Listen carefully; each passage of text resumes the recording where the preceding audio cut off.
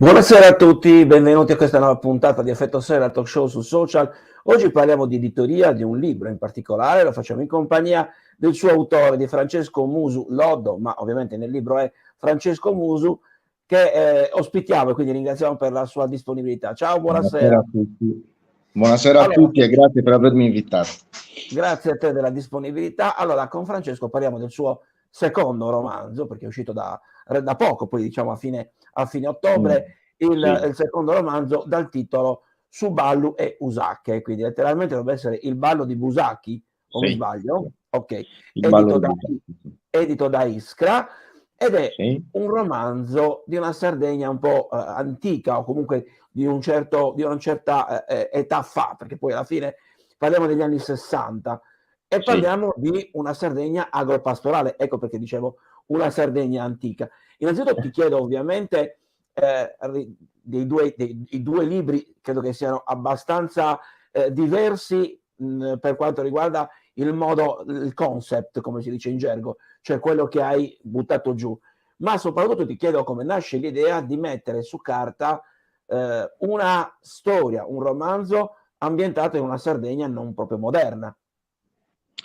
Ma allora io inizio a scrivere un po' più o meno per caso, non è che non sono un professionista, non sono uno che ha fatto studi eh, di quel tipo lì, di letteratura, o non nasce da una ricerca comunque costante. Sono delle storie che mi sono trovato a scrivere in un momento particolare della mia vita e diciamo le ho ambientate nel mio paese, più o meno sempre nel passato, perché l'ho trovato, perché ci sono storie di questi nostri paesi che sono affascinanti, sono storie anche belle da raccontare.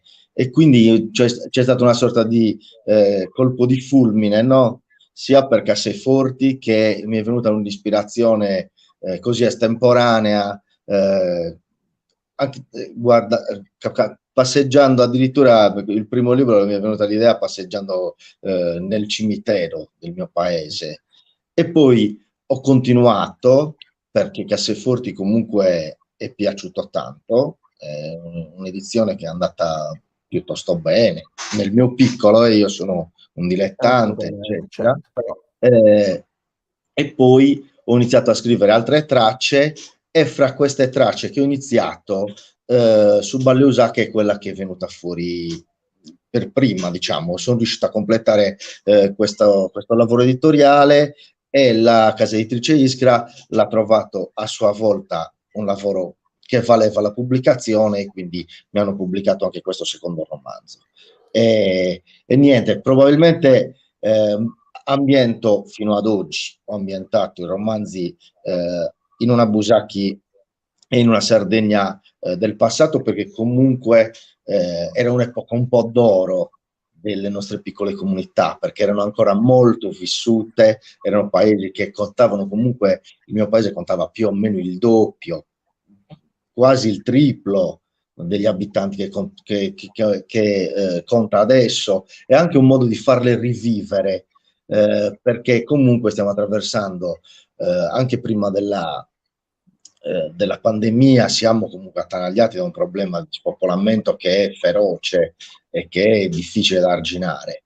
E niente, quindi poi Casseforti è ambientato nel passato e finisce nel presente, e allo stesso modo anche in Suballusa, che c'è una premessa in un presente recente, una storia che si snoda lungo un trentennio per poi terminare a sua volta nel presente recente di qualche anno fa, diciamo.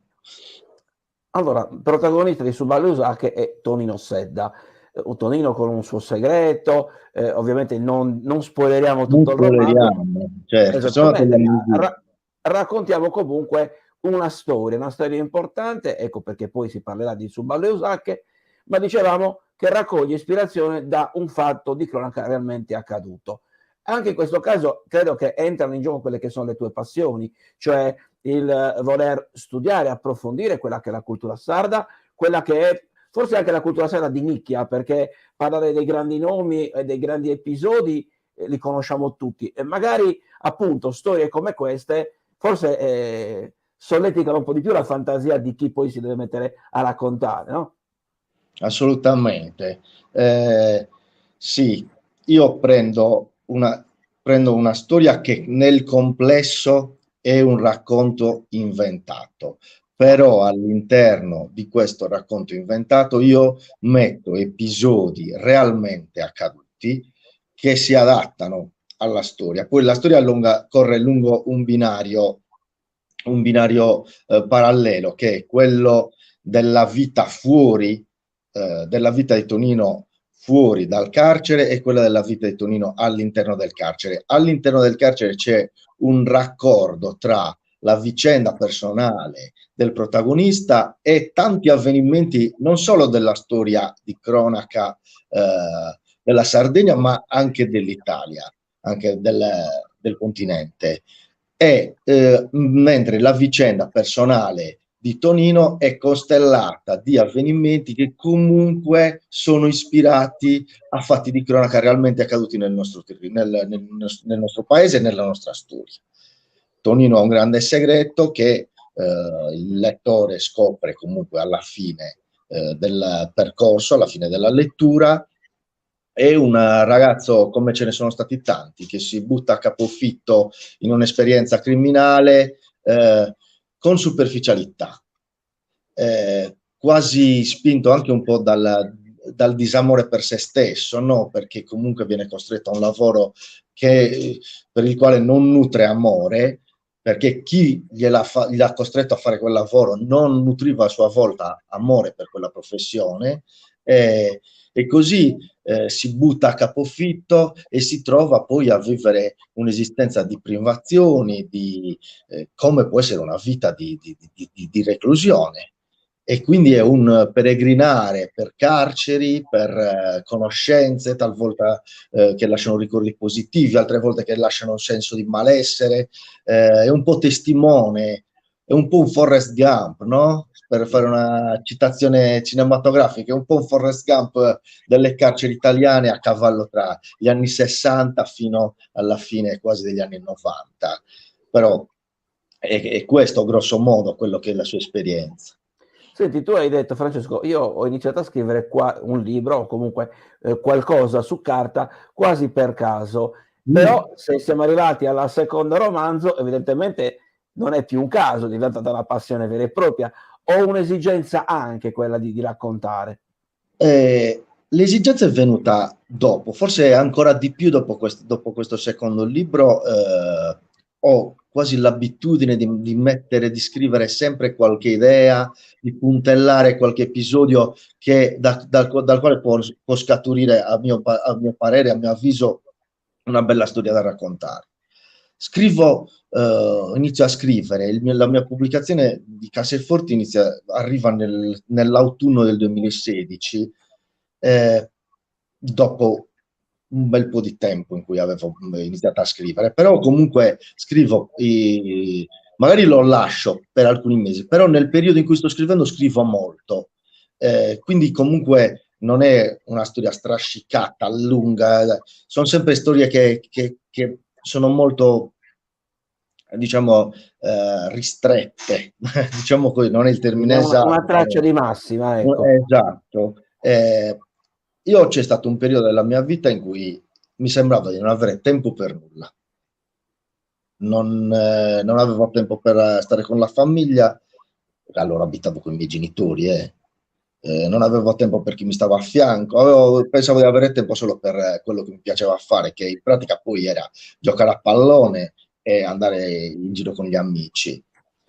E poi c'è stato un periodo di maturazione e alla fine di questo ho iniziato a scrivere. Ho iniziato a scrivere perché ho capito che di tempo ce n'è da dedicare a tutto quanto, ce n'è da dedicare alla famiglia, ce n'è da dedicare alla persona che ci sta a fianco, ce n'è da dedicare agli amici, eccetera. Quindi questo scrivere viene fuori anche come un modo di rispettare il tempo che ho a disposizione, che è tanto che bisogna impegnarlo in tante cose, non solo in poche cose, in due cose, nei ruoli che abbiamo. Lui va a giocare a pallone, punto, va al bar, punto. No, fa tante cose. E quindi questo scrivere adesso è diventato anche quello, un modo di riappropriarmi del mio tempo. E a proposito di tempo, però, Francesco, quanto tempo ci hai messo tra diciamo, la gestazione, la correzione, oltre alla scrittura, e poi farlo diventare un libro vero e proprio, un romanzo vero e proprio? Fortunatamente sono uno che quando scrive mette giù quasi sempre il definitivo.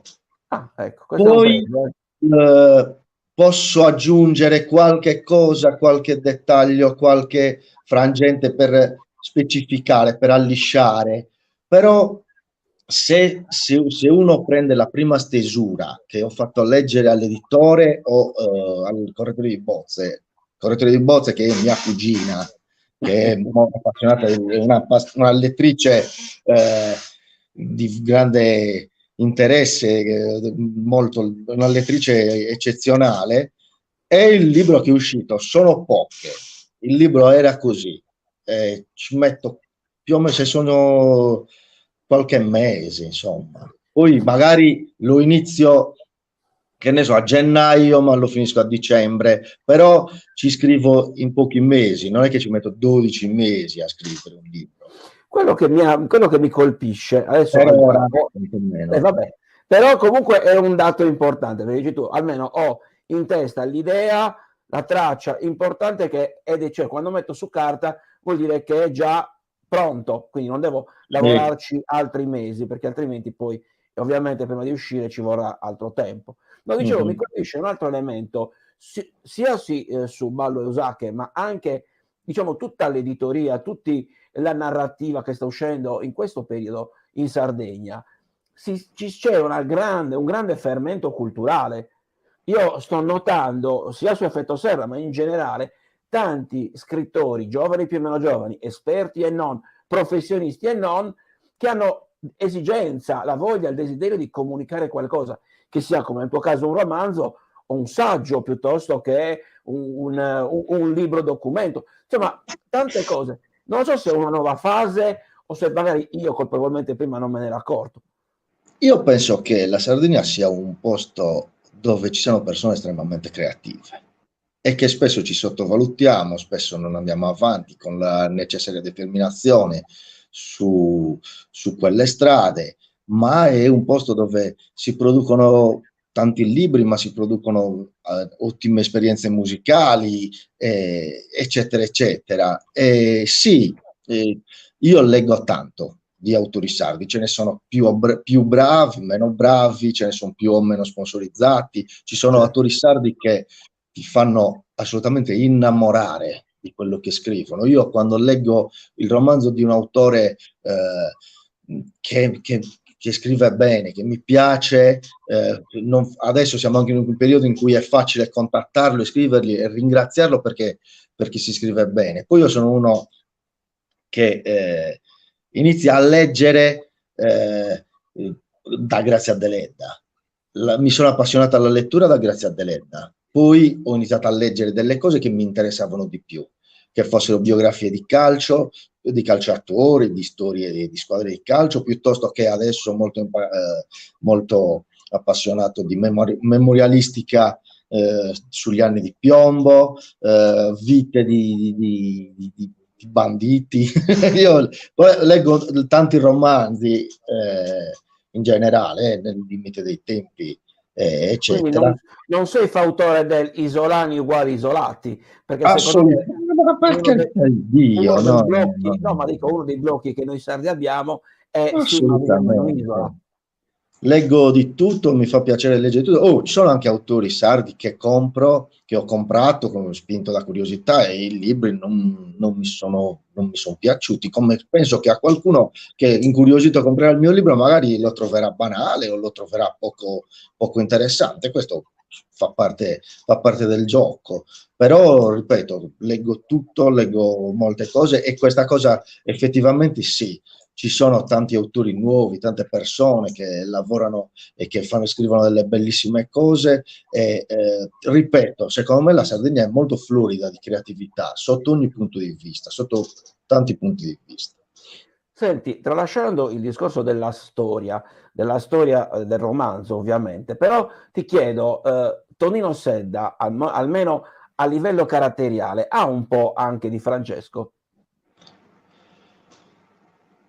Ci hai messo qualcosa Qualcuno di ha tuo? scritto che da qualche parte ho letto, ho ascoltato che un pittore fa sempre il proprio autorritratto in ogni suo dipinto, uno scrittore scrive sempre un po' della sua biografia. Diciamo che io sono nato in un contesto abbastanza differente da quello in cui è nato Tonino Sedda, perché mia madre era un insegnante, mio padre era un impiegato, un geometra.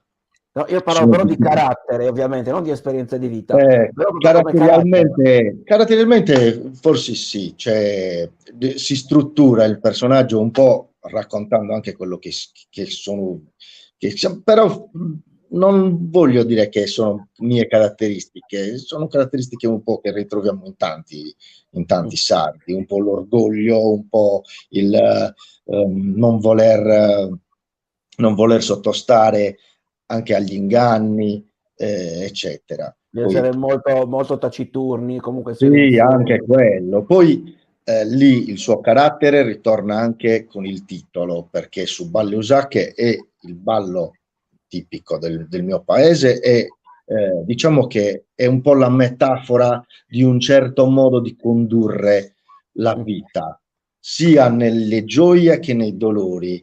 Quindi un modo di affrontarle in modo serio, compito, senza fare troppe sceneggiate, senza volerla fare franca così alla spiccia. È un modo, e la metafora è quella, insomma. Francesco, siamo in chiusura, ti faccio l'ultima Sì. domanda, che è una domanda che solitamente faccio a tutti gli ospiti ormai da anni. Il tuo sogno nel cassetto, adesso dopo che sei uscito con questo, anzi ne approfitto per ricordare che su Ballusacche lo trovate sicuramente in formato digitale da quello che ho trovato, questa è la versione cartaceo, dove lo si può trovare, eventualmente chi lo volesse acquistare come può fare, e poi dicevo il tuo sogno nel cassetto, quale sarà adesso? Allora, il libro lo si può acquistare su Amazon, insomma, su tutte le piattaforme dell'editoria online. Oppure se avete piacere di venire in paese a bervi un caffè o una birra con me, ve lo do io direttamente, faccio anche dal libraio. Se siete in zona, diciamo, venite e mi farebbe piacere darvi il libro e poi scambiare due E chiacchiere. scoprire Busacchi, ecco. E sogno nel cassetto. Mi piacerebbe continuare un po' a scrivere e magari niente, avere la fortuna di scrivere altre storie belle e di regalare soddisfazione a me stesso e a chi mi sta a fianco con queste storie che scrivo. E poi i sogni del cassetto di prima, di quando ero 20 anni, era come si dice, no? Vincere i campionati, eccetera, diventare Giusto qualcosa. ricco. Adesso mi accontento della mia vita, della mia famiglia e se questa passione, questa per la scrittura mi deve portare avanti, mi auguro che lo faccia con soddisfazione un po' per tutti. Sicuramente, sicuramente sarà così. Francesco, Grazie. allora grazie della tua disponibilità, grazie di averci raccontato uno spaccato, un pezzo di Grazie a Sardegna voi. e Grazie a grazie voi. anche, ricordiamoci, su Ballu e Usacche, edizione Iskra, ovviamente l'acquisto, abbiamo detto prima, in tutte le tue piattaforme online che vendono libri, e chi volesse acquistarlo anche a Busacchi va direttamente, contatta Francesco Musu e lo troverà. Grazie ancora, in bocca al lupo per il futuro. Grazie, viva il lupo. Grazie ovviamente a tutte le persone che ci hanno seguito, vi chiedo di cliccare mi piace, di condividere questa bella chiacchierata, ci vediamo prossimo appuntamento, sempre Effetto Serra, il talk show sul social. Ancora grazie, buona serata, ciao! Arrivederci, buona serata.